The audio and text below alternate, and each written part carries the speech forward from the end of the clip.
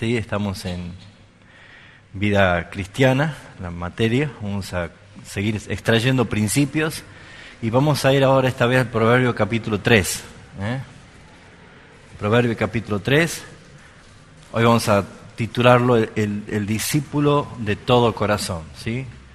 Cuando hablamos de discípulo estamos hablando de un alumno, un aprendiz que realmente demuestra y que ama al Señor, esforzándose y haciendo todo lo posible por tomar las instrucciones, obedecer lo que se dice y vivir y practicar de una manera fidedigna delante del Señor, ¿sí?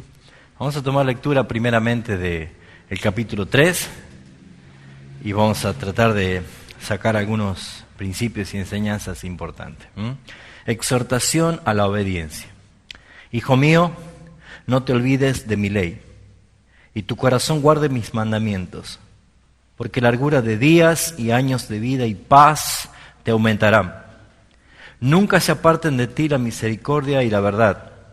Átalas a tu cuello, escríbelas en la tabla de tu corazón, y hallarás gracia y buena opinión delante de los ojos de Dios y de los hombres. Fíate de Jehová con todo tu corazón y no te apoyes en tu propia prudencia. Reconócelo en todos tus caminos, ¿y qué pasará? Y Él enderezará tus veredas. No seas sabio en tu propia opinión. Teme a Jehová y apártate del mal, porque será medicina a tu cuerpo y refrigerio para tus huesos. Honra a Jehová con tus bienes y con las primicias de todos tus frutos, y serán llenos tus graneros con abundancia, y tus lagares rebosarán de mosto.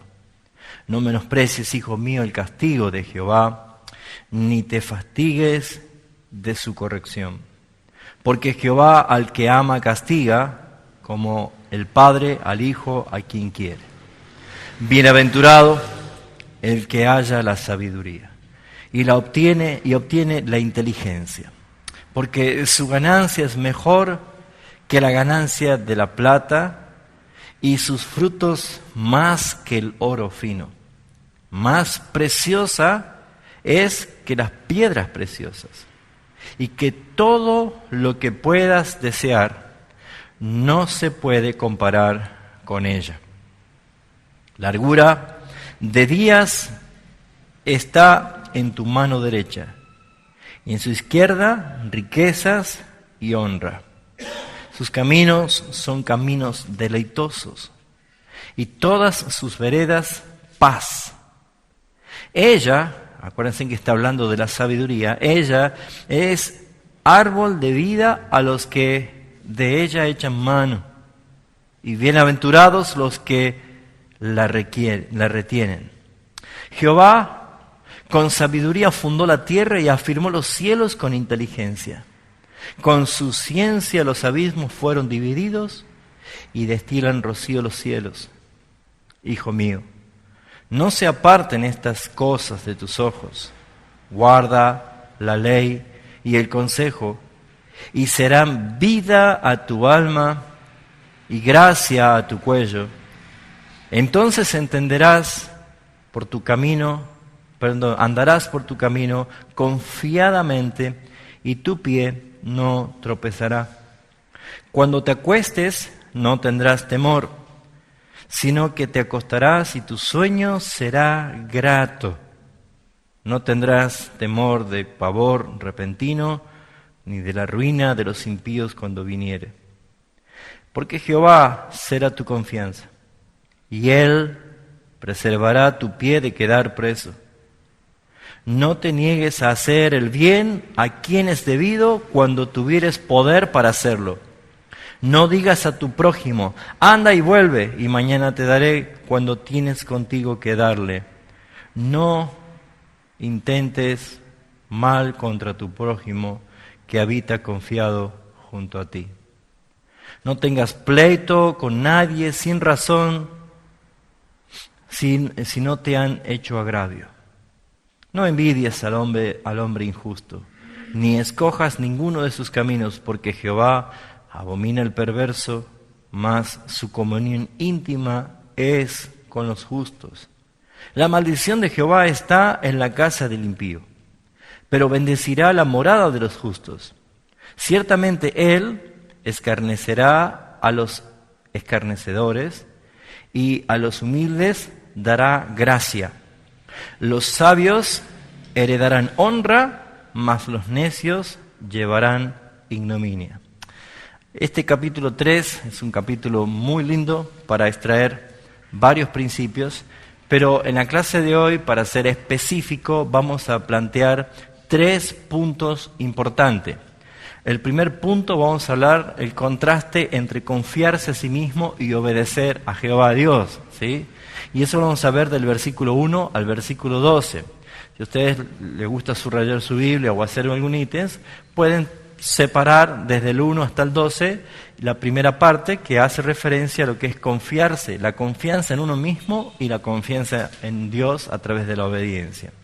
El segundo punto que vamos a buscar está desde el versículo 13 al 20, que está haciendo referencia a la búsqueda paciente y a más deleites que uno encuentra a través de la sabiduría. La búsqueda paciente y más deleites que uno encuentra a través de la sabiduría. Y el tercer punto que vamos a ver en la clase de hoy está desde el versículo 21 del capítulo 3 al final, al 35, ¿sí? Y que habla especialmente que la sabiduría es manifestada en las relaciones personales, cómo me relaciono con las demás personas en el mundo y qué diferencia hay encontrar a un hombre sabio y sensato que a un hombre imprudente que no tiene sabiduría de parte de Dios. Así que les invito en esta tarde que meditemos juntos y que aprendamos lo que en verdad Dios requiere de todos nosotros, que seamos buenos discípulos de todo corazón. Así que el capítulo 2, que hemos visto la semana pasada, remarcaba o subrayaba que los que tienen sabiduría les acompaña una estabilidad moral, ¿sí? Un equilibrio emocional, un equilibrio moral. Lo que vamos a ver en el capítulo 3 específicamente es la promesa de tranquilidad, y yo creo que todo el mundo quisiera vivir tranquilo en este mundo, y sobre todo larga vida de bendición. Este capítulo hace referencia a lo que es obtener larga vida. Y esto lo vamos a ver como un principio dentro de todas las cosas, porque Pablo, el apóstol Pablo en Efesios capítulo 6 lo vuelve a repetir, que hay una promesa que nos da a nosotros larga vida, y específicamente es cuando hace referencia a nuestra relación como hijos delante de nuestros padres, ¿sí? Honra a tu padre y a tu madre porque tendrás larga vida. Así que vamos a prestar atención al desarrollo de la clase, porque esto nos va a hacer entender cómo nosotros vivir en este mundo con la sabiduría que Dios nos da, cómo poder tener un equilibrio en nuestros pensamientos. La madurez que Dios nos va a dar nos va a permitir que ante cualquier situación seamos librados de caer en peligro o caer en engaño, ¿sí? También vamos a aprender cómo es nuestra relación con el mundo exterior, ¿sí? Cómo nos vamos a relacionar. Y esto es lo que quiero que empecemos a desarrollar, ¿sí? Así que, primer punto, un contraste entre confiar en mí mismo y confiar en Dios a través de la obediencia. Varias expresiones se usan en este capítulo 3, pero específicamente en el versículo 3 vemos nosotros que dice: nunca se aparten de ti la misericordia y la verdad. Nunca se aparten de ti la misericordia y la verdad. En este versículo 3, estas expresiones claras que está haciendo referencia a la confianza y a la seguridad que uno puede tener para vivir, dice a modo de prevención, ¿sí? Y de alerta, que nunca se aparte de ti la misericordia y la verdad. Estos son dos principios de vida que debemos tener nosotros, ¿sí? Entonces, misericordia y verdad son características que uno únicamente puede manifestarla a alguien que tuvo un encuentro con Cristo, ¿sí? Porque uno puede decir, no, si hay gente misericordiosa en el mundo y no hace falta que sea cristiano. Sí, está impregnada de buenas intenciones, pero provienen de un corazón malvado, no regenerado, ¿sí? Entonces, no es la obra en sí, sino cuál es la intención que a mí me lleva a hacer esto. Esa es la diferencia, ¿sí? Hay muchas personas que hacen buenas obras, pero no por las obras en sí, sino ¿Qué es la intención que los motiva a hacerlo? ¿Sí? Algunos pensarán que con las buenas obras se ganan el cielo. Habrán escuchado decir, ya hoy me gané 2 escaloncitos más para el cielo, porque hice esto, hice aquello. Otras personas son motivados para hacer buenas obras o tratar de ser misericordiosos por una cuestión de conciencia, para tratar de blanquear sus errores y todas las cosas que hacen mal. Otros a lo mejor directamente lo hacen para sacar provecho o ventajas que después decir, mira, yo te ayudé, ahora vos ayúdame a mí. ¿Sí? Entonces, no está enfocado en las cosas que se hacen, sino con la intención que se hacen las cosas. Entonces, nosotros sabemos que todo lo que hacemos, sea de hecho o de palabra, es para la gloria de Dios. Entonces, este es el principal punto en el cual nosotros tendríamos que tener en cuenta porque se nos dice que vivamos con estos principios de, sobre todas las cosas, que nunca se aparten de ti la misericordia y la verdad. En el mismo versículo 3 da 2 cosas importantes. Dice, átalas a tu cuello. Átalas a tu cuello. Y también dice, escríbelas en la tabla de tu corazón. Átalas a tu cuello y escríbela en las tablas de tu corazón. Muy bien, esto es ni más ni menos algo que identifica, algo que muestra como un estandarte, ¿sí? Cuando está diciendo, átalas a tu cuello, no es que uno va a andar con un collar así grande con textos bíblicos en la calle, ni tampoco vamos a verlo, uno se preguntará cómo escribir en la tabla de mi corazón, ¿no es cierto? Sino que está haciendo referencia a la identidad, a la manera de vivir, cómo debemos nosotros conducirnos como hijos de Dios en un mundo que no cree en Dios o que no acepta la vida cristiana como un principio moral de excelencia que Dios ha establecido. Lo primero que tenemos que ver nosotros es cuál es el beneficio o cuál es el resultado de hacer esto que nos dice, que no se aparte la misericordia y la verdad y que la ate a mi cuello y que la escriba en la tabla de mi corazón. ¿Cuál es el beneficio? Bueno, el beneficio está en el versículo 4. Lo que todo el mundo quiere, lo que la gente desea, pero nosotros vemos que esto es una garantía como una consecuencia de haber hecho algo. El versículo 4 que dice, y hallarás buena opinión ante los ojos de Dios y de los hombres. ¿Sí? Qué lindo es cuando uno dice, che, parece que le caí bien a esta persona.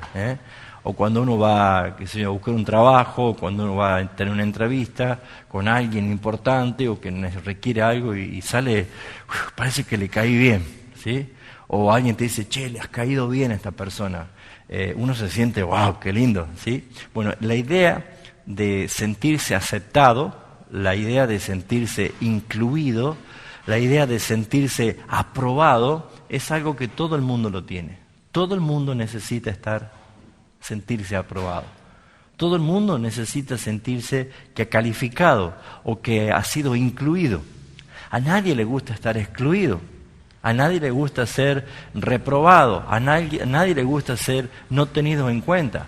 Bueno, acá Salomón, en este capítulo, está mostrando 2 polos importantes que uno desea ser agradable. Dice, hallarás gracia, primeramente ante quién, ante los ojos de Dios.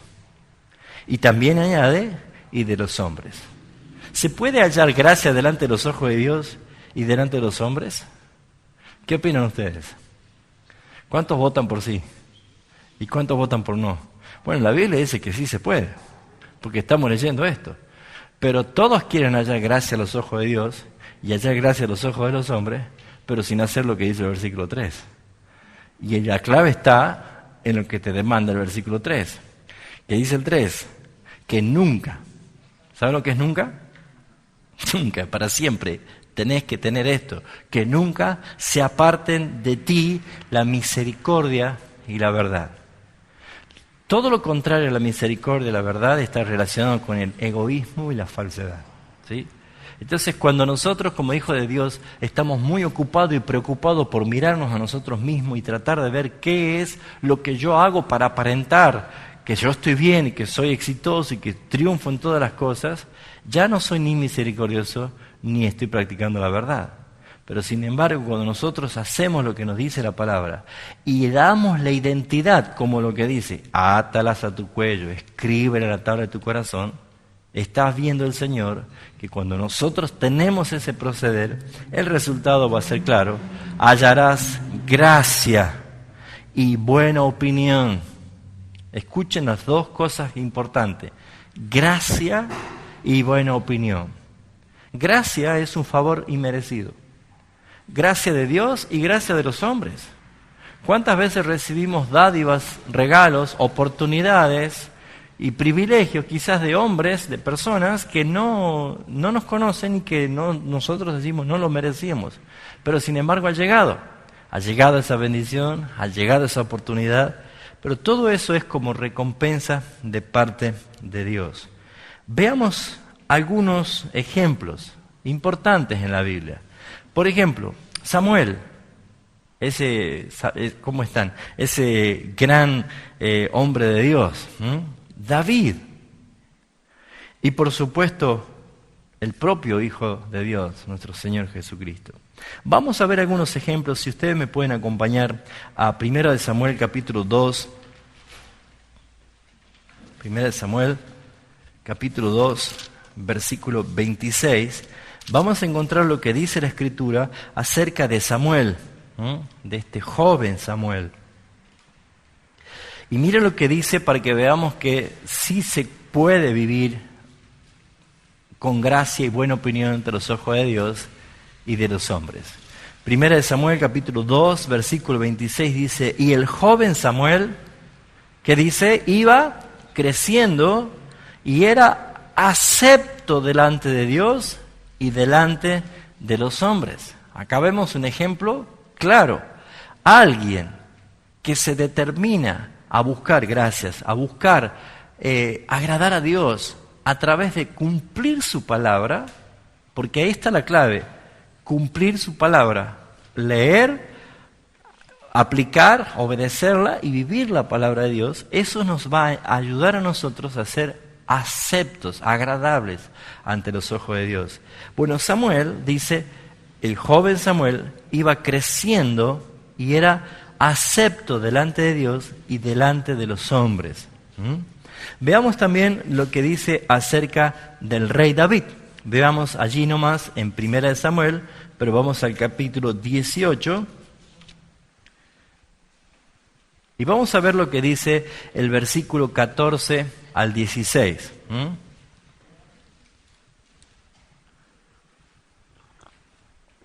La hora del café. Es la hora esperada de los estudiantes. Muy bien. Dice 1 Samuel 18, 14 al 16. Y David se conducía prudentemente. La prudencia es socia de la sabiduría, ¿sí? David se conducía prudentemente en todos sus asuntos. Y Jehová estaba con él. Versículo 15.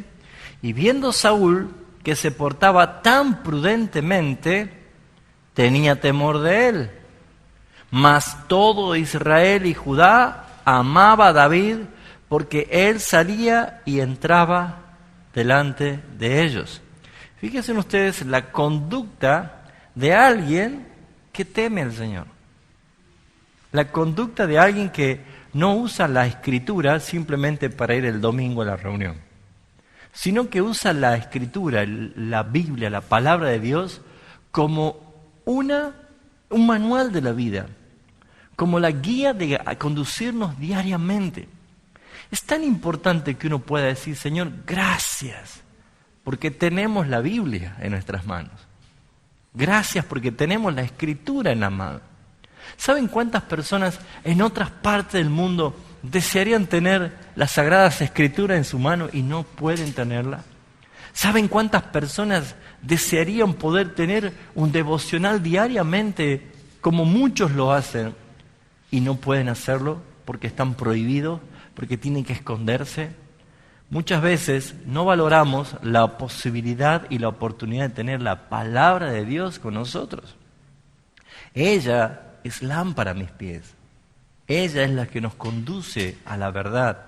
Por esa razón es que vuelvo a leer el texto y veamos nosotros cómo dice que era el comportamiento de David.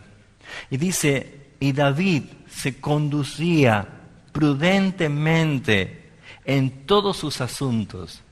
Solamente alguien que teme al Señor y que obedece su palabra puede cumplir esto. Y Jehová estaba con él, y Saúl, viendo que se portaba tan prudentemente, qué lindo es ver esto, ¿no? Que el testimonio es tan claro, que se comportaba tan prudentemente, que le temía, le tenía temor. No porque era malo, sino porque era tan prudente, tan pulcro en sus cosas, tan eficaz en todo lo que hacía, que como que era un contraste de su naturaleza, de su vida. Exactamente. Entonces, comprobemos nosotros lo que dice el versículo 5 del capítulo 18 de Primera de Samuel. Dice, y salía David a donde quiera que Saúl le enviaba. Saúl era el rey, ¿sí? David salía a donde quiera que Saúl le enviaba y se postraba ¿cómo? Prudentemente. Se portaba prudentemente y lo puso Saúl sobre gente de guerra y era acepto a los ojos de todo el pueblo y a los ojos de los siervos de Saúl. Mire qué hermoso, qué testimonio. Simplemente por abrazar la sabiduría de parte del Señor. Se dan cuenta que ser aceptado ante los ojos de Dios y de la gente es solamente a través de la palabra. Cuando alguien quiere ser aceptado por Dios sin practicar justamente la comunión con todos los demás, es como que algo no está funcionando. Y si yo quiero tener comunión totalmente con la gente y no con Dios, simplemente es tratar de hacer lo que hace la gente. Pero lo que vemos nosotros acá es que hay dos polos. Cómo ser agradable a los ojos de Dios y cómo ser agradable ante los ojos de los hombres. El versículo 30, también del mismo capítulo, dice, y salieron a campaña los príncipes de los filisteos, y cada vez que salían, David tenía más éxito que todos los siervos de Saúl, por lo cual se hizo de mucha estima su nombre. ¿Qué es lo que lo hacía tan especial a David? ¿Por qué David era tan observado y tan aceptado? Mire que estamos hablando ya de los filisteos, que eran enemigos. Todo eso produce la sabiduría de Dios. Esa sabiduría que venimos hablando ya desde la primera clase. Con esa razón nosotros tenemos que ver que tanto Samuel como David y como el principio que nos enseña el capítulo 3 de Proverbios, nos está invitando a todos nosotros, que todos podemos ser nosotros así, caer aceptados ante los ojos del Padre y ante la gente que nos rodea. Pero el ejemplo más grande la tenemos nosotros en nuestro Señor Jesucristo. En Lucas capítulo 2, vemos una descripción acerca de nuestro Señor Jesucristo. Lucas capítulo 2, versículo 52, dice, y Jesús crecía en sabiduría y en estatura y en gracia para con Dios y con los hombres. Se dan cuenta que si no son ejemplos aislados de Saúl o de David, sino que todo esto muestra que la naturaleza misma de Cristo, que Él es el amado, el agradable ante los ojos del Padre, bueno, Él es el que vive con nosotros, está en nosotros y nosotros en Él, estamos unidos a Cristo Jesús. Debemos nosotros entender que abrazar esta sabiduría que viene en parte de Dios, que practicar la sabiduría, la vida moral cristiana, los valores éticos cristianos, manejarnos y conducirnos con prudencia, con sabiduría, antes de hablar, pensar, antes de hacer algo, actuar con prudencia, con meditación, eso hace a una persona diferente. Y así podría nombrar a José, podría nombrar a Daniel, podría nombrar a muchos personajes en las Escrituras que realmente marcaron una diferencia por buscar el temor del Señor.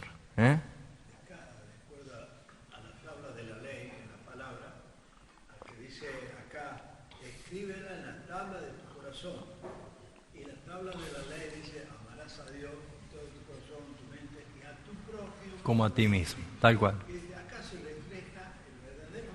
La relación. Exacto. Exactamente, porque hay un contraste. Si yo no amo a mi prójimo y digo que amo a Dios, hay un contraste, y eso lo dice el apóstol Juan en su primera carta, ¿sí? Volvemos a Proverbios capítulo 3 y vamos a seguir escudriñando algunos principios. Fijémonos en los contrastes de los dos versículos que encontramos, o en los versículos del 5 al 7. Acá hay contraste muy claro, muy definido. Veamos, fíate de Jehová de todo tu corazón. ¿Sabes lo que es fíate? Confía. Confía totalmente. Confía en Jehová, dice, de todo tu corazón. Ahora nosotros muchas veces podemos decir, sí, yo confío en el Señor, pero del decir al hacer, a veces se hace un largo trecho. Que mi decir sea impregnado por la fe, y que cuando yo diga confío, confío. ¿Sí? Ahora fíjense ustedes el contraste que vemos del versículo 5 al 7 que dice, fíate de Jehová en todo tu corazón y no te apoyes en tu propia prudencia. Acá hay un contraste. Mi propia prudencia, mi propio razonamiento, lo que yo mismo creo, lo que yo mismo decido, estoy exponiéndome a que caiga justamente en consecuencias de error.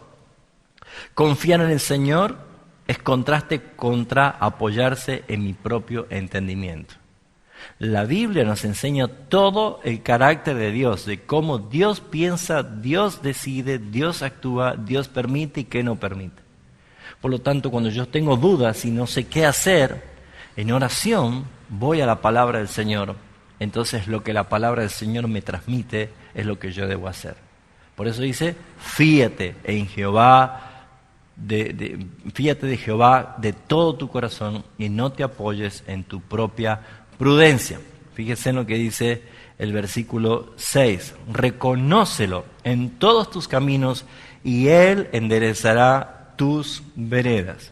Reconocer al Señor en todo lo que uno haga es contrario a ser sabio a tus propios ojos u opinión. Por eso dice el 7, no seas sabio en tu propia opinión.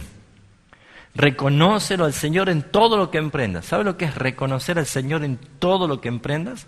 Simplemente esto. Antes de decidir hacer algo, cualquier cosa, es entrar en oración y consultar delante del Señor. A veces uno dice, bueno, ¿no está exagerando, pastor? Vamos a tener que andar orando a cada rato. Bueno, usted habrá visto la oración que yo le llamo la oración más corta y precisa y directa y concreta que se puede ver en la Escritura. Es la oración que hizo Nehemías.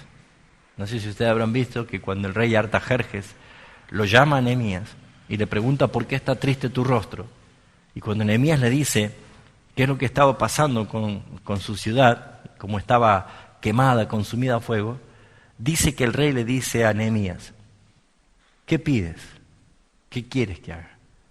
Y dice Nehemías, entonces oré al Dios del cielo y le dije, necesito esto. O sea, ¿qué le dijo? Espera, me voy a orar y vuelvo. ¿Cómo habrá sido esa oración tan corta? ¿Qué habrá hecho por dentro? Ahí voy, Señor, ayúdame. Lo que podemos ver es la dependencia, porque en ningún momento dice cómo fue la oración que hizo Nehemías delante del Señor, sino que fue una oración precisa, y se ve realmente que Dios actuó porque termina diciendo el texto, y le otorgó el rey todo lo que pidió. Entonces fíjense ustedes que reconócelo al Señor en todos tus caminos es esto, es no te olvides del Señor. Hay advertencia en la Biblia que dice, no sea cosa que después que tengas la bendición digas, no, mi mano hicieron todo esto, y te olvides del Señor.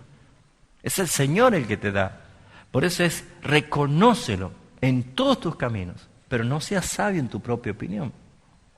Es un principio muy importante para tener en cuenta. Ahora, hay recompensas por confiar en Dios. Hay recompensas muy claras y que afectan directamente a nuestro espíritu y a nuestro cuerpo, incluso a lo que nos rodea o a lo que producimos. Hoy en día se predica mucho el tema de la prosperidad, el evangelio de la prosperidad, y todo se quiere hacer en forma manipulada y mecánicamente. Ahora, Dios no está en contra de la prosperidad. Dios, es más, dice que en Salmo 68:6 que Él nos saca del desierto para habitar en familia y saca a prosperidad a los cautivos, dice. O sea que todo lo que nosotros podemos ver en Cristo Jesús habla de una providencia de parte de Dios. O sea, Dios no tiene ningún problema con eso, sino es los métodos de manipulación, que se llama hechicería, la que se utiliza muchas veces para controlar, dominar, manipular, intimidar a una persona para sacar un provecho que no proviene de Dios. Hay recompensas que Dios promete cuando alguien abraza la sabiduría, cuando alguien vive con prudencia, cuando alguien puede reconocer a Dios en todos sus caminos y no apoyarse en su propia prudencia. Sí, claro que sí. Las recompensas de confiar en Dios y de obedecerle la encontramos nosotros claramente en el versículo 8 al 10 del capítulo 3. ¿Qué dice? Porque será medicina a tu cuerpo y refrigerio para tus huesos. Honra a Jehová con tus bienes y con las primicias de todos tus frutos, y serán llenos tus graneros con abundancia, y tus lagares rebosarán de mosto. Y acá vemos nosotros que tenemos a un Dios recompensador, ¿sí? Ahora, todos quieren esto. O sea, no sé cuántas veces se habrá citado ese texto para manipular a la gente, ¿sí? Serán llenos tus graneros con abundancia y tus lagares rebosarán de mosto. Entonces, ¿cuál es la herramienta para manipular? El versículo 9. Entonces, ¿cuántas veces se habrá usado en las iglesias ese texto para sacar plata a la gente? Diciendo, honra a Jehová con tus bienes y con las primicias de todos tus frutos. Entonces va a estar muy multiplicado. Pero no se trata el versículo 9 lo que te trae esas bendiciones, sino lo que dice el versículo 5 al versículo 7. Fíate de Jehová de todo tu corazón, y no te apoyes en tu propia prudencia. Reconócelo en tus caminos y Él enderezará tus veredas. Teme a Jehová y apártate del mal. Las consecuencias y las recompensas son las que vienen por vivir de una manera prudente, dependiente del Señor, siempre obedeciendo, siempre guiándome, no por un instinto, sino por una convicción que trae el Espíritu Santo. Porque cuando viene algo de parte del Señor, trae paz. Y las decisiones traen paz. Pero cuando yo quiero forzar algo y no hay tranquilidad, no hay paz, hay tensión, hay amargura, hay una sensación de que no encaja esto, no lo intente. Pero lo que nosotros podemos ver es que hay claras recompensas personales, las recompensas directamente relacionadas con tu persona. ¿Qué dice? Será medicina a tu cuerpo. ¿Cuántas veces queremos nosotros que Dios sane nuestro cuerpo? Pero queremos que Dios sane nuestro cuerpo sin que yo haga nada. Hermanos, Dios puede hacerlo. Dios puede sanar nuestras enfermedades sin que nosotros hagamos nada. Pero muchas veces nosotros enfermamos por negligencia. Enfermamos por guardar rencor, por no perdonar. Enfermamos por envidiar, por tener celos. ¿Sí? Claro que sí. Y nuestra responsabilidad de vivir íntegramente, en rectitud, con la sabiduría que Dios nos da, muchas veces no la aplicamos. Entonces, la medicina a tu cuerpo, lo que dice acá como recompensa, es salud a tu cuerpo, salud a tu mente, estar tranquilo, entender el gobierno de la soberanía de Cristo sobre tu vida. Entonces, ¿estás por emprender algo? ¿Estás por comenzar una etapa nueva en tu vida? ¿Estás por tomar decisiones importantes y trascendentales y fundamentales para tu vida, para tu familia, para tu entorno? reconócelo a Jehová en todos tus caminos. No te apoyes en tu propia prudencia. Confía en el Señor. No tomes tu propia opinión, no te apoyes en tu propia opinión, sino que todo lo contrario, busca al Señor en oración, en dependencia del Señor. Entonces vas a ver que vas a tener una recompensa inmediata en tu cuerpo. ¿Por qué? Porque saben cuando el cuerpo está sano, cuando la mente está sana, cuando estoy tranquilo. No sé si la pasa a ustedes, pero a veces vamos a los médicos, no sabemos qué nos pasa, y hoy pareciera que el único diagnóstico que existe te dice estrés. Ya no existe ninguna otra enfermedad, todos tenemos estrés. Bueno, pareciera que el problema entonces es acá, y que repercute en todo nuestro cuerpo. Sería bueno entender, mis hermanos, de que la Escritura nos está garantizando como una recompensa salud para nuestro cuerpo y para nuestra mente. También hay recompensas materiales muy claras, como la que dice desde el versículo 9 al 10, que habla de nuestra posesión en abundancia. ¿Para qué Dios bendice? ¿Para qué Dios prospera? ¿Para qué Dios multiplica? No para que estés tranquilo diciendo, ya no me falta nada, sino para que entiendas lo que es el beneficio de haberle caído en gracia a demás personas, de cómo poder dar testimonio delante del Señor a través de la generosidad. Serán tus graneros llenos de abundancia y tus lagares rebosarán de mosto. Ahora, vamos a alguien que pueda buscar 2 Corintios capítulo 9, versículos 6 al 10, y vamos a tomar un paralelo también de lo que hace referencia en el Nuevo Testamento de la práctica de la generosidad en la abundancia. Cuando Dios te prospera, cuando Dios te bendice, es para que seas una persona generosa. 2 Corintios 9, del 6 al 10. ¿Querés leerlo? Pero esto digo, el que siembra escasamente, también segará escasamente. El que siembra generosamente, generosamente también segará. Cada uno dé como propuso en su corazón, no con tristeza ni por necesidad, porque Dios ama al dador alegre. Y poderoso es Dios para hacer que abunde en vosotros toda gracia, a fin de que teniendo siempre en todas las cosas, todo lo suficiente, abundéis para toda buena obra.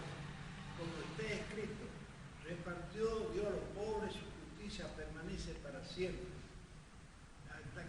Hasta el 10. Y el que da semilla, el que siembra, y pan al que come, proveerá y multiplicará vuestra sementera y aumentará los frutos de vuestra justicia. O sea, Dios no ha cambiado, es el mismo Dios. O sea, Él no tiene problema de bendecir, de prosperar, de dar semilla que sabe sembrar. O sea, no ese es el problema, sino es con qué intención nosotros recibimos y con qué intención nosotros queremos dar. Sino que otra vez es la expresión de la dádiva de parte del Señor, sí. Acá hay un error muchas veces, quizá uno viene de algún otro lugar o uno nuevo, que piensa cuando ofrenda, bien, Como que está negociando. que da al hombre y no a Dios. Claro. No piensa en Dios. Sí. Dios es el que da, Ujú, producto de la paga. ujú. Pero es como que todavía uno entra en esta y el que poco comprende, todavía avisa a otro que no hay que hacer esto. Está eso diciendo la Escritura. Bueno, también nosotros encontramos en este capítulo 3 lo que significa la confianza en Dios aplicada, pero también en los momentos difíciles, también en las circunstancias difíciles. Y allí donde más cuesta, ¿sí? Porque todos podemos decir, yo confío en Dios y estoy seguro, y cuando venga la prueba yo voy a estar seguro y no hay problema. Pero, ¿saben? Es claramente la obra de Dios, cuando, por ejemplo, en Deuteronomio capítulo 8 dice, yo te probé, yo te afligí, yo te llevé estos 40 años al desierto para saber qué había en tu corazón, si habías guardado o no mis mandamientos.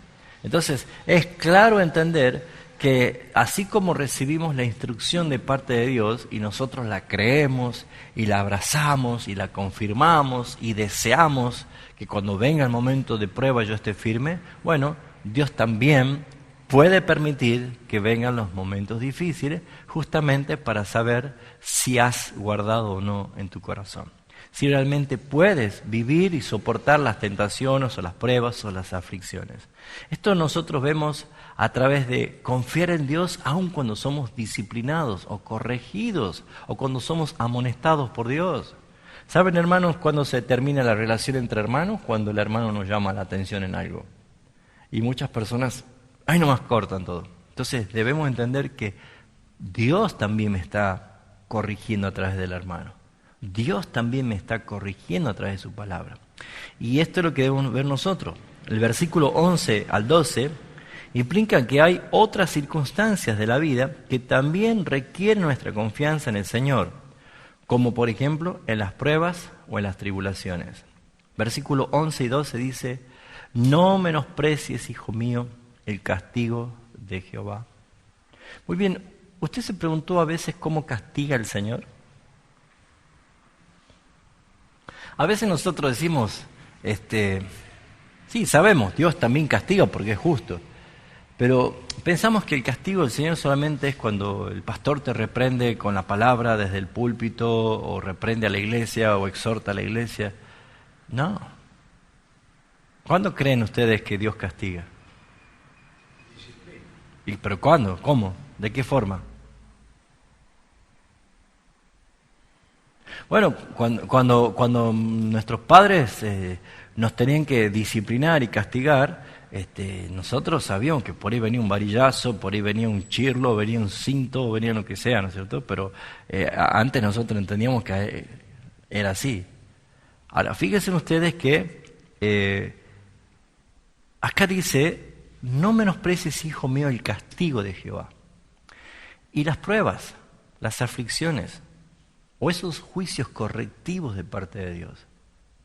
A veces situaciones como un accidente, como quedar sin trabajo, como padecer muchas veces tiempos de angustias, pleitos familiares.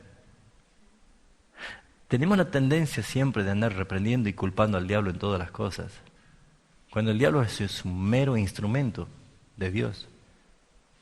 Pero Dios es el que permite muchas cosas para que nosotros, en la crisis, en la angustia, en la situación complicada, difícil, busquemos su rostro. Es para quebrantar nuestra soberbia, para quebrantar nuestro orgullo y romper con esa independencia que tenemos de Dios, o esa dependencia nominal, pero vivo lejos y hago lo que quiero, sino que muchas veces Dios la permite.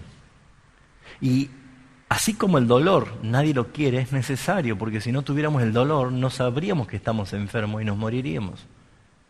El dolor es un síntoma o es una expresión que nos alerta de que algo no está funcionando bien en el cuerpo. Cuando nos toca pasar momentos difíciles, debemos, antes de renegar, antes de enojarnos, antes de blasfemar, antes de culpar a otros, antes de culpar al diablo o hacer lo que sea, meditemos.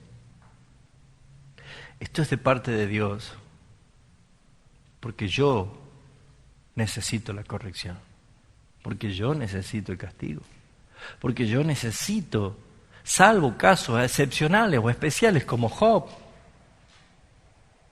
Pero si no, debemos entender nosotros que también allí va la disciplina, el castigo y la corrección de parte del Señor. Por eso dice: no menosprecies, hijo mío, el castigo de Jehová, ni te fatigues de su corrección.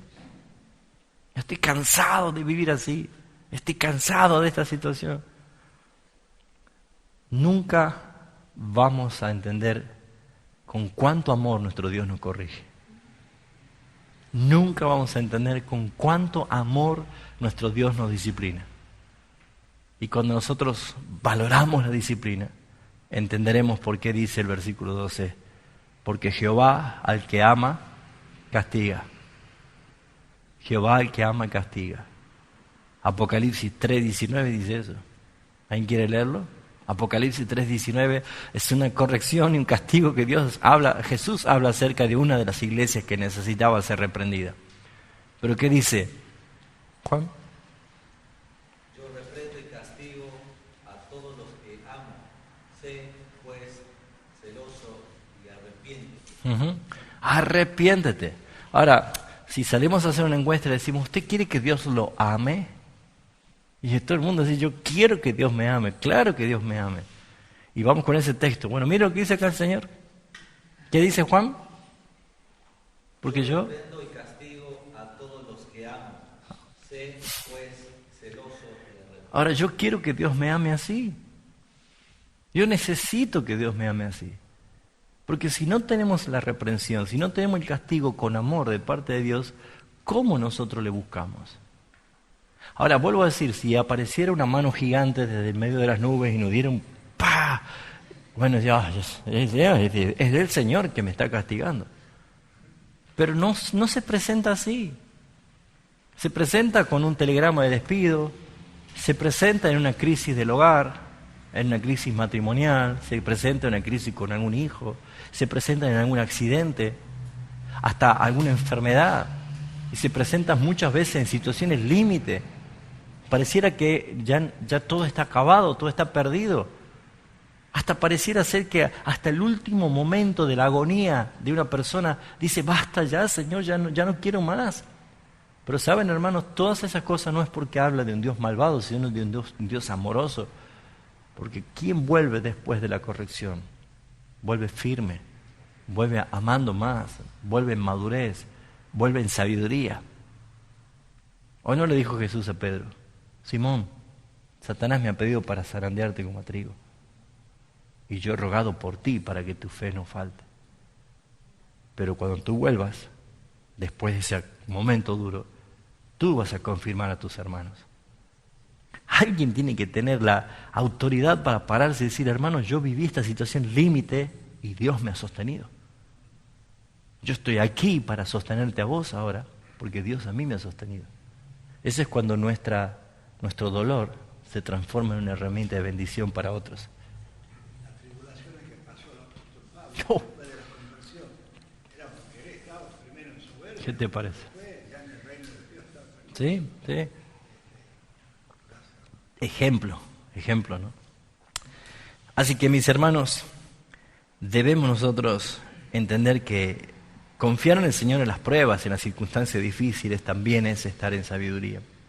Fijémonos en el equilibrio entre los principios ya que hemos dicho y aquellos que dice el versículo 9 y 10 que hemos leído nosotros. Y veamos ahora una comparación de estos pasajes que nos enseña que Dios no nos promete una prosperidad absoluta. Este pasaje nos enseña un evangelio claramente de dependencia al Señor y de gratitud al Señor. No es un evangelio de salud y prosperidad, sino que es un evangelio de confianza. Es una palabra que nos lleva a vivir y a depender de parte del Señor. Lo malo, como principio, lo malo vendrá juntamente con lo bueno. Entonces, esperar las cosas. Cuando estamos en momentos de bien, goza del bien. Pero cuando vienen momentos de la adversidad, Eclesiastés te dice, considera. ¿Sí? Muy bien. Pero desde el versículo 3 encontramos ya lo que habla de las recompensas de la sabiduría. Y la búsqueda paciente y más deleite que uno puede tener por esas sabidurías que recibimos de parte del Señor. En el versículo 14 y 15 dice, porque su ganancia es mejor que la ganancia de la plata y sus frutos más que el oro fino y más preciosa que las piedras preciosas y todo lo que puedas desear.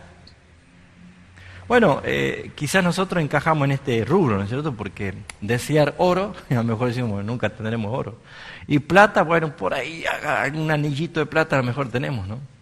Pero vamos nosotros al rubro en que la sabiduría es mejor que todo lo que puedas desear.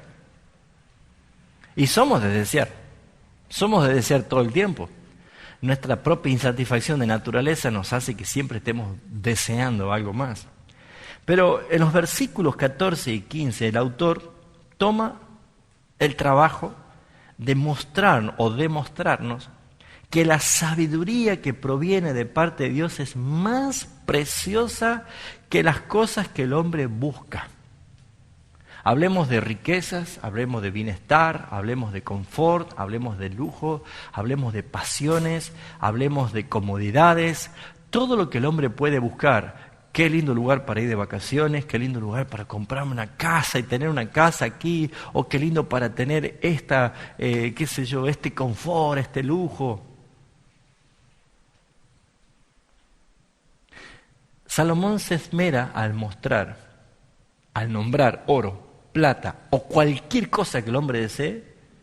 Salomón se esmera para mostrarnos y decirnos: la sabiduría es mejor que todo eso. El hombre que alcanza esa sabiduría no necesita otras cosas. Es más, las otras cosas que puede venir oro, puede venir plata, puede venir riqueza, puede venir confort, todo lo que venga, pero eso no es lo primero, porque lo aclara. Mire lo que dice, mire cómo lo aclara. Dice, no tan solo habla, vamos a leer el 13, bienaventurado el hombre. Está hablando de muy feliz, muy dichoso. Bienaventurado el hombre que haya la sabiduría. O sea, ¿qué hay que hacer con la sabiduría? Buscarla. Y cuando la haya, bienaventurado. ¿Dónde está esa sabiduría para que la vamos a buscar? ¿Dónde estará? ¿En Walt Disney? ¿En alguna facultad internacional? ¿Dónde estará esa sabiduría? ¿Anda por las calles? Esa sabiduría está en Cristo. Es lo que dijimos en la clase anterior, la sabiduría que viene de lo alto. Primeramente es pura. Está hablando de Cristo. ¿Quién es el que descendió de lo alto? Es Cristo. Y en Él encontramos esta sabiduría. Quien haya la sabiduría encuentra a Cristo. Quien encuentra a Cristo encuentra la sabiduría.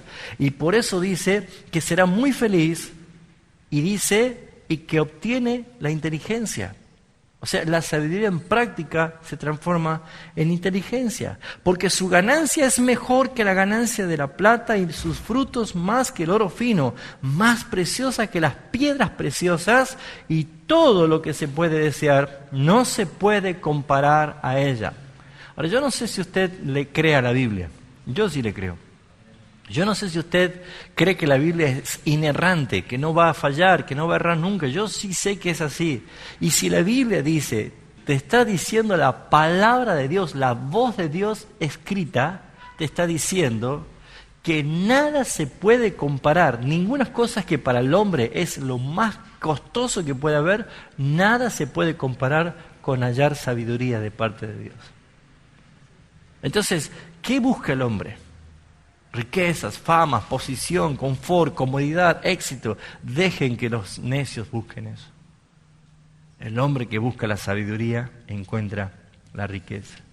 Ahora fíjense en el versículo 16, que es muy importante tomar en cuenta. La sabiduría, vamos a introducirnos, la sabiduría provee algo que el hombre realmente necesita. Realmente el hombre necesita. Por ejemplo, dice, largura de días está a su mano derecha y a su izquierda riquezas y honra. En la cultura hebrea, la mano derecha era la mano principal, la mano del buen honor, del renombre, de la mano de provecho, ¿sí? La izquierda se llama siniestra. Nosotros la palabra siniestro ya sabemos que es algo terrible, ¿no es cierto? Bueno, la palabra siniestra no se usaba a la izquierda. Entonces, el solo hecho de decir que la largura de vida que proviene de la sabiduría está a la mano derecha y te está diciendo que las riquezas, la plata, las piedras preciosas y todo lo que el hombre desea está a la mano izquierda, te está diciendo de que primero es la sabiduría, lo demás es añadidura. ¿Sí? Ahora, el 17 nos muestra que la sabiduría provee al hombre lo que realmente necesita. Sus caminos son caminos deleitosos. Está hablando de la sabiduría. Cuando alguien camina en sabiduría, sus caminos son deleitosos. Esto es como que encontrás el motivo de por qué vivís en este mundo. Y no hay nada más hermoso que vivir así porque te deleitas. Ustedes pueden decir, che, qué bárbaro la vocación, yo nunca sería forense. Está trabajando allí con los cadáveres y haciendo autopsia. Pero el que encontró su profesión, su vocación, su deleite, se deleita. ¿Sí o no? Entonces uno dice, ¿pero cómo lo hace? ¿Cómo hace esto? Porque yo no podría. Bueno, de la misma forma, cuando alguien encontró la sabiduría de Dios y cuando alguien camina en esa vía, dice que Dios provee todas estas cosas, pero sus caminos son deleitosos. ¿Saben lo hermoso que es vivir entendiendo el propósito del Señor en sus vidas? Es muy lindo, realmente es gratificante. Ahora, caminos deleitosos, la palabra deleitosos, traducidas de la palabra hebrea, es bondad, lo agradable, la belleza o el favor, ¿sí? O sea, el camino de aquel que camina en sabiduría es un camino bondadoso. Es un camino agradable. No tan solo para el que lo camina, sino para los que los ven y los que lo rodean. ¿Sabe lo que significaría que cada miembro de la iglesia abrace sabiduría en las familias felices que tendríamos? No digo salvas. Ojalá que todas las familias sean salvas. Pero mientras haya uno que sea un hijo de Dios en ese hogar, la familia sería feliz. ¿Saben por qué? Por ese hombre o esa mujer que es bendición de Dios para sus vidas. Sin embargo, hay muchas veces los cristianos padecen vivir en sus propias familias que no son cristianas, porque todo es cuesta arriba. Cuando alguien abraza la sabiduría, no se olvide este principio. El que nunca se aparta la misericordia de la verdad, el que ata en su cuello y la escribe a través de su corazón, será de gracia y de buena opinión delante de los ojos de Dios y de los hombres. No se olviden de ese principio. Entonces, lo que va a producir justamente es bondad, ser agradable, belleza. La belleza no es física, es interior. La belleza proviene de parte del Señor. Y por supuesto, todo esto habla de caminos agradables. Cuando habla de veredas de paz, está hablando de veredas que sí significa la vida. Ahora, en el versículo 16 encontramos otra recompensa. Dice, largura de días está a tu mano derecha y a su izquierda las riquezas y la honra. Y esto ya lo explicamos, lo que significa justamente la sabiduría por encima de todo lo demás. Para demostrar aún más la gloria de la sabiduría, Salomón nos recuerda el uso de ella que Dios hizo crear el universo y mantener el universo, y lo hizo claramente con toda su sabiduría. Por eso dice, la sabiduría que ustedes van a recibir o que van a hallar es la misma sabiduría del Dios creador. No es una sabiduría aparte, porque es sabiduría que proviene de Dios. Por eso dice el versículo 19 y 20, Jehová con sabiduría fundó la tierra. No está diciendo, no, la sabiduría de ustedes no es como la del Señor. No lo está diciendo. Si Salomón incluye que esta sabiduría es la misma que Dios formó y creó el universo, yo creo que es suficiente como decir gracias, ¿no? Dice, Jehová con sabiduría fundó la tierra, afirmó los cielos con inteligencia, y con su ciencia los abismos fueron divididos y destilan rocío los cielos. Está hablando de toda la creación con la sabiduría que Dios ha empleado. Esa es la que te ofrece. Esa es la que te ofrece. Yo doy gracias al Señor porque Él nos hace compartir o nos permite que nosotros recibamos por gracia lo que pertenece a Él. Realmente es glorioso. Vamos a ir al tercer punto y el último. Ahora, la sabiduría también es manifestada en las relaciones personales. Desde el versículo 21 al versículo 35 está hablando específicamente de cómo debe ser el comportamiento que nosotros tenemos que tener con las demás personas. Y es muy importante destacar algunos principios. Lo primero que tenemos que ver es que desde los cielos el autor ahora nos trae a la tierra. De la gloria y la belleza que Dios tiene y cómo hizo todas las cosas, ahora nos pone y nos ubica en el lugar de donde nosotros estamos y donde nosotros nos desarrollamos en la vida. Ahora, la misma sabiduría con que Dios creó el universo y la mantiene, esa misma sabiduría también tiene que ver con la diaria manera de vivir de nosotros. Nosotros también tenemos que vivir con esta misma expresión de sabiduría. ¿Cómo? ¿Y en qué? En nuestras relaciones cotidianas. A ver, uno de ustedes, díganme con quién se relacionan todos los días, empezando en la casa.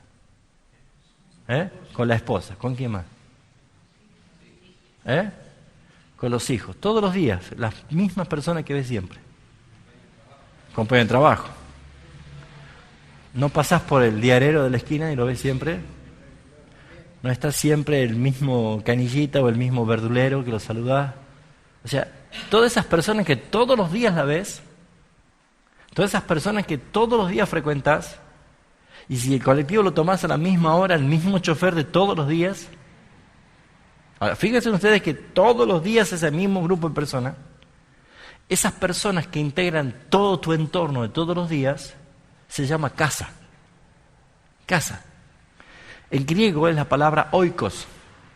Oikos, ¿qué significa casa?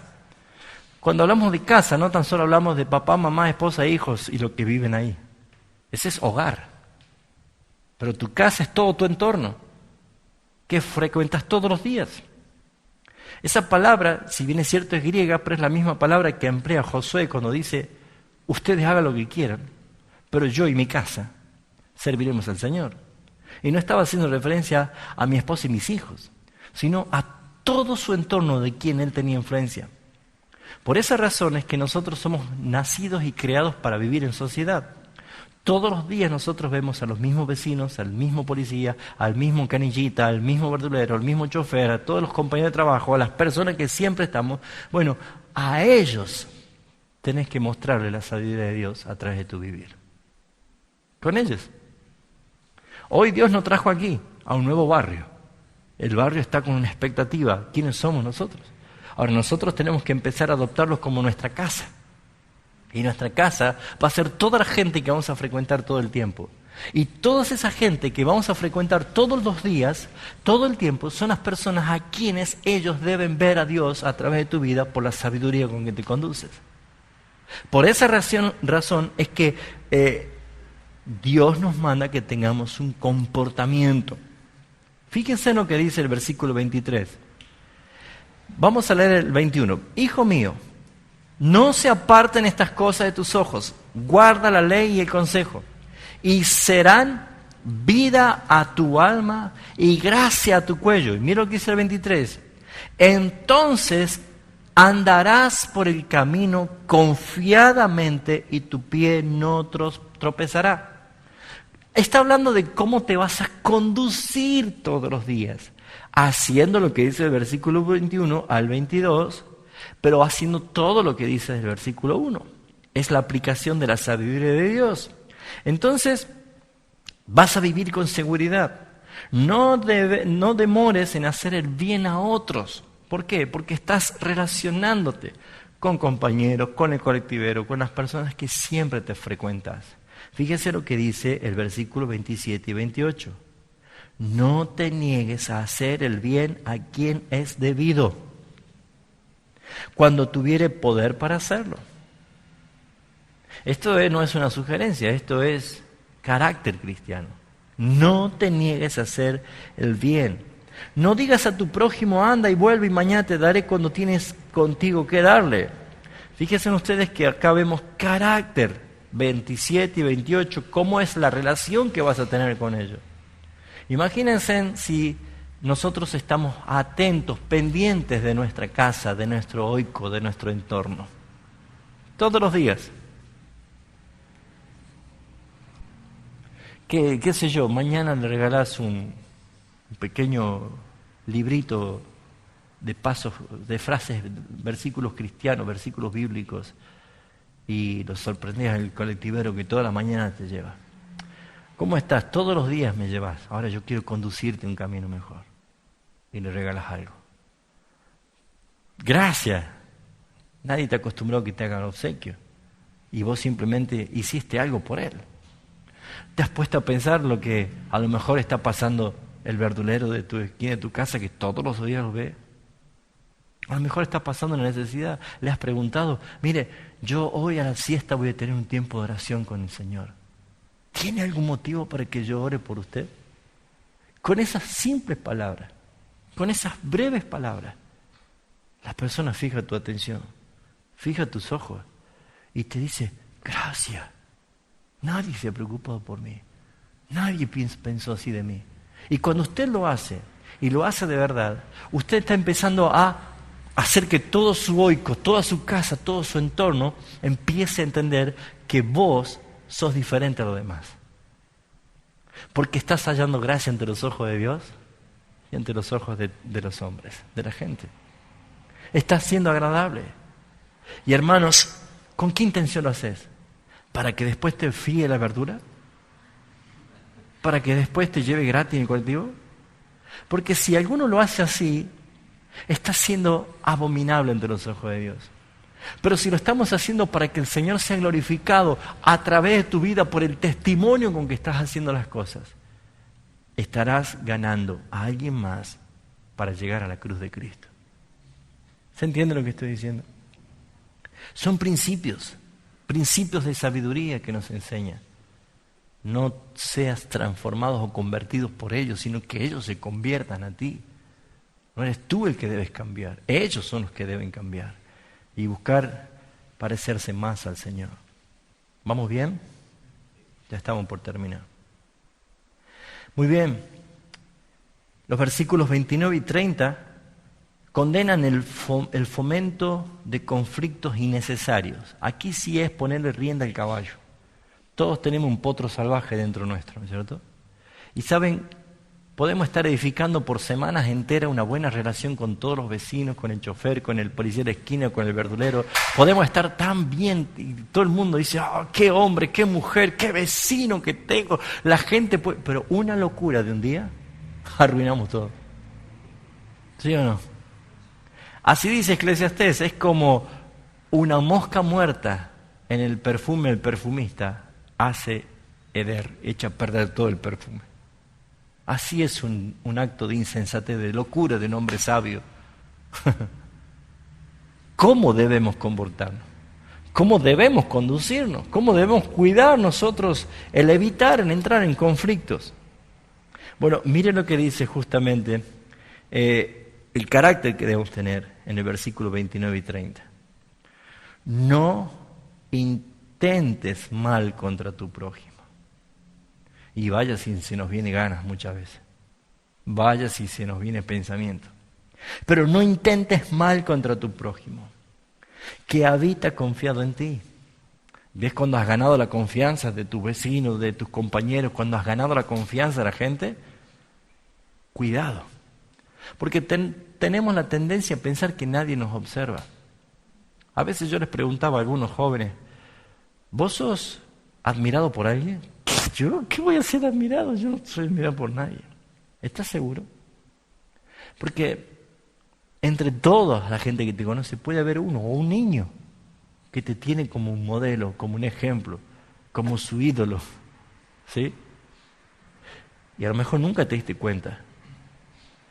Pero si tu mal proceder hace de que tu imagen se caiga, que defraude a esa persona, a lo mejor nunca te diste cuenta del dolor que causaste a otro. Nosotros debemos entender que somos hijos de Dios, que no somos de este mundo. Nuestra ciudadanía está en los cielos, de donde esperamos que Cristo venga. Somos embajadores del reino, somos enviados por nuestro Señor Jesucristo para llevar y anunciar las virtudes del reino de Jesucristo y de Cristo mismo. Por lo tanto, nuestro proceder, nuestro actuar, nuestro hablar, nuestro pensar, nuestro vivir, nuestro vestirnos, nuestro compartir, nuestras alegrías, nuestras diversiones, aún nuestro dormir, aún nuestra intimidad, nuestra soledad, nuestro encierro, lo que sea, debe mostrar a Cristo. Porque no procures el mal a tu prójimo que habita confiado en ti. A lo mejor está confiado. Qué triste y qué doloroso debe ser que alguien te diga, me has defraudado. No esperaba eso de vos. Es duro que te digan a alguien así, me has defraudado. ¿Cuán más duro debe ser que un hijo le diga al padre o a la madre, me has defraudado? Por eso es que debemos entender que esto nos enseña a vivir en sabiduría. Debe haber sabiduría en todo lo que hagamos. Y dice el versículo 30, no tengas pleito con nadie sin razón. No tengas pleito con nadie sin razón. No busquemos el pleito. No es eso lo que Dios quiere que vivamos. Dice, si no te han hecho agravio. Ahora, muchos pueden decir, o sea que si me hacen agravio o si tengo razón, ¿sí? No. Porque dice, no tengas pleito. No hagas nada de eso. No es nuestra naturaleza. En Cristo hemos nacido de nuevo. Debemos mostrar a Cristo. Porque Él te dice, si te hiere una mejilla, ofrecer otra. Es duro, ¿no es cierto? Porque cuando toca nuestro ego, cuando ofende nuestro nombre, cuando queremos ser nosotros justicieros por nuestras propias manos o nuestra propia fuerza, es cuando menos nos parecemos a Cristo. Que sepamos encomendar la causa a aquel que sabe juzgar rectamente. Porque el Señor dijo, mía es la venganza, yo pagaré. Amén. Todas estas advertencias son importantes, pero también nos enseña a nosotros a que la sabiduría nos instruye a vivir, no tan solo de una manera que no debemos reaccionar y contener nuestras emociones violentas o impensadas, sino que debemos nosotros vivir de una manera que traiga bendición a otros en la manera de vivir.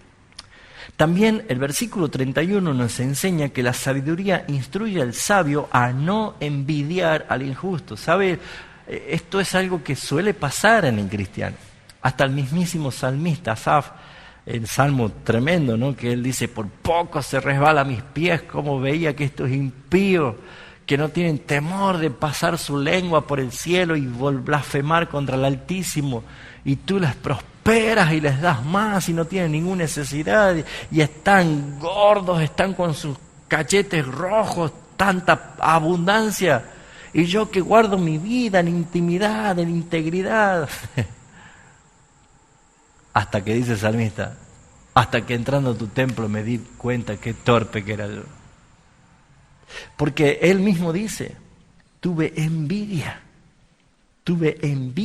de los injustos. Fíjese lo que dice el versículo 31. No envidies al hombre injusto, ni escojas ninguno de sus caminos. Hay métodos para ser rico, para tener grandes cosas. Yo nunca me voy a olvidar un aprendizaje que tuve de parte del Señor. Me acuerdo cuando estaba comenzando mi ministerio pastoral. Yo era de caminar por todos lados, yo andaba con mi maletín. La suela de los zapatos me duraba no sé cuánto porque caminaba por todos lados. Y un día me pasó algo único, no sé si a alguno me pasó, pero me desgarré el talón. No el tobillo, el talón, la parte de abajo del pie, caminando. O sea, yo no sé si a alguno le pasó, pero me pasó a mí. Y yo venía caminando con tanto dolor hasta llegar a casa. Vivíamos en la parte de atrás de la iglesia. Y yo recuerdo que venía rengueando con mi maletín y me bajé apresuradamente para cruzar la avenida acá, Alem y San Lorenzo. Y pasó una camioneta así, esas 4x4 grandes, y me bocineó de arriba abajo y me insultó de arriba abajo. Y cuando miro así, era esos morochos que uno dice, que con las cumbias todo lo que da, y me encendió una ira, y yo dije, Señor, yo soy tu siervo, me acabo de desgarrar el pie por servirte caminando, y me insulta, estaba enojado. Y tiene semejante camioneta y semejante. Y entendía que todo era una escuela de parte del Señor, que todo viene a su tiempo y que todo lo que Él hace es con un propósito. Pero ¿cuántas veces nosotros Hay un principio que debemos aprender. Nunca envidies a un impío por lo que tiene. Bendícelo. Y tampoco envidies a un hermano porque tiene. Porque también hay envidia entre hermanos. El hermano que es bendecido, bendícelo. Porque cuando alguien está satisfecho en Cristo, cuando alguien está contentado por Cristo Jesús, no necesita otra cosa más que decir, Señor, gracias. Yo me conformo que mi nombre esté escrito en el libro de la vida, porque mi herencia está por venir. Amén. Bueno, vamos a ir terminando la clase de hoy. Esta es una tentación grande porque muchas veces deseamos tener el poder o las riquezas de los injustos, pero el peligro de rendirse a las tentaciones viene. Versículo 32 al 35 nos advierte de qué manera. Porque Jehová abomina al perverso, mas su comunión íntima es con los justos. ¿Sí? Por eso tengamos cuidado de no rendirnos a la concupiscencia, porque no va a haber relación, sino Él tiene relación íntima con el justo. Dice, la maldición de Jehová está en la casa del impío, pero bendecirá la morada de los justos. Ciertamente Él escarnecerá a los escarnecedores y a los humildes dará gracia. Los sabios heredarán honra, mas los necios llevarán ignominia. La conclusión de esta enseñanza es muy importante. Esta conclusión es que el punto clave de la sabiduría es confiar en Dios aun cuando las cosas salen mal. A alguno de ustedes acá seguramente no le está saliendo bien las cosas. Bueno, hoy es el momento de confiar en Dios. Ahora. No cuando vengan los momentos. Ahora. Si alguno está en este momento viendo que las cosas no salen como le estaba deseando, bueno, el principio es este. Ahora confíe en Dios. Ahora. ¿Sí? Aun cuando vean el video. Ahora es el momento de confiar. El segundo principio para la conclusión es, la sabiduría también tiene que fijarse en el prójimo. La sabiduría genuina es generosa con otros y no fomenta conflictos. Esa es la sabiduría que tenemos que tener. Es una sabiduría que mira por el bienestar de los demás y que es paciente y pasivo y manso. No genera conflicto. Otro principio más para la conclusión. Cuando seguimos la sabiduría diligentemente, la sabiduría de parte de Dios, nos traerá salud, larguras de días, prosperidad y un concepto de buena voluntad y agradable a los ojos de Dios y de los hombres. Creo que hace falta que vivamos en sabiduría. Este mundo le hace falta gente sabia de parte de Dios. Muy bien, en este contexto vemos nosotros, por ejemplo, que dice Mateo 5:5, bienaventurados los mansos, porque ellos recibirán la tierra por heredad. También vemos nosotros en Marcos 10, del 29 al 30, que dice, respondiendo Jesús y dijo, de cierto digo que no hay quien haya dejado casa, hermanos o hermanas, o padre o madre, o mujer o hijos o tierras, por causa de mí, del Evangelio, que no reciba 100 veces más ahora en este tiempo, dice, y en el siglo venidero la vida eterna. Algunos textos que nos ayudan, anótelo, 1 Corintios 3, 21 al 23. Vamos a leerlo rapidito, ¿sí? Y ya terminamos. Otro que busque 1 Timoteo 4:8, ¿sí? Y otro busque 1 Pedro 3, 10 al 12. Y terminamos rápido. 1 Corintios 3, 21 al 23. Así que ninguno se gloríe en los hombres, porque todo es vuestro. Sea Pablo, sea Apolo, sea Cefas, sea el mundo, sea la vida, sea la muerte, sea lo presente, sea lo porvenir, dice, todo es vuestro, y vosotros de Cristo, y Cristo de Dios. No lo digo yo, lo dice la palabra. Si eso no te conforma, eso es entender sabiduría. ¿Qué dice 1 Timoteo 4:8? Veamos qué provecho trae en la vida presente y la venidera.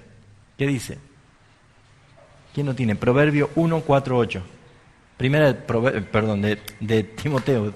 1 Timoteo 4:8. ¿Quién lo tiene?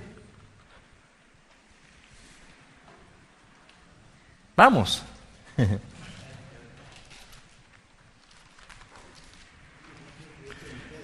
1 Timoteo 4:8. 1 Timoteo 4:8. Dice, y presten atención a fábulas y genealogías interminables, que acarrean disputa más bien que edificación, Dios que es por fe. Así que te encargo ahora, pues, el propósito de este... No.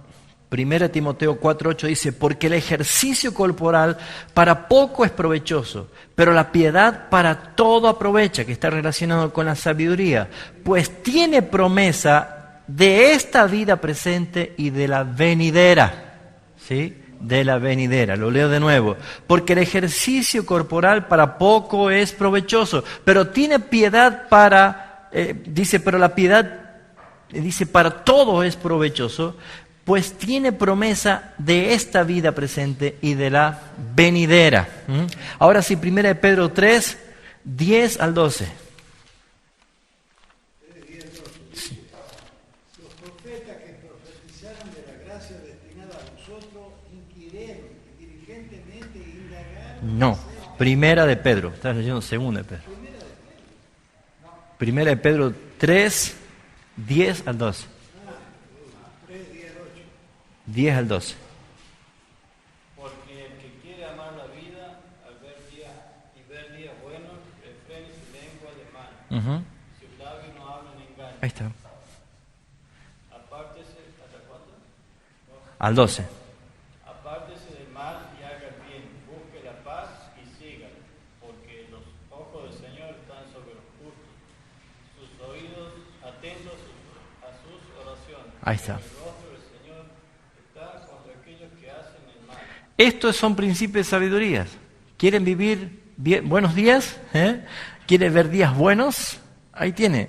El que quiera amar la vida y ver días buenos, refrene su lengua de mal, sus labios no hablen engaño, apártese el mal, haga el bien.